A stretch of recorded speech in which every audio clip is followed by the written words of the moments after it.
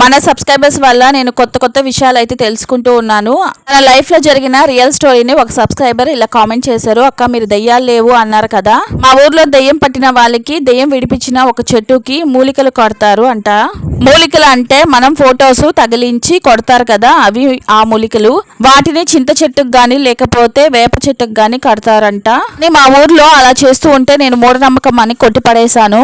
నా కూతుర్ని స్కూల్ నుండి ఇంటికి పిలుచుకొని వస్తున్నాను. అప్పుడు పాప వాటర్ అడిగింది. నేను స్కూల్ బయట ఉన్న చెట్టు దగ్గర నిలబడి చెట్టును ఆనుకున్నాను. అక్కడ చెట్టుకున్న మూలిక అయితే కనిపించింది. వెంటనే పాపనైతే పిలుచుకొని వచ్చేసాను. రాత్రి మహాభారతం సీరియల్ ఫోన్ లో చూసుకుంటూ 2 గంటలకైతే నిద్రపోయాను. కరెక్ట్ గా 3:30కి నేను ఇంటి బయట ఉన్నట్టు కల వచ్చింది. నా గొంతు ఏదో పట్టుకున్నట్టు, నాలోకి ఏదో గాలి దూరినట్టు అనిపించింది. నాకైతే మాటలు రావట్లేదు, కాళ్ళు చేతులు అయితే కదలట్లేదు. నాకైతే పాప స్కూల్ దగ్గరికి వెళ్ళాలంటేనే భయం వేస్తుంది. ఏం చేయాలక్క అని అయితే కామెంట్ చేశారు. ఒక్కసారి ఆంజనేయ స్వామి టెంపుల్ కి వెళ్ళి మంత్రించుకోండి. అలాగే పాపకు కూడా ఎడమ కాలుకి కాటుక పెట్టండి. ఇంకా పాపకి ఆంజనేయ స్వామి తాయిత్తు వేయిస్తే ఇంకా చాలా మంచిది. రాత్రి పడుకునే ముందు విభూది గాని ఆంజనేయ స్వామి బండారు గాని పెట్టుకొని పడుకోండి మీరు పాప.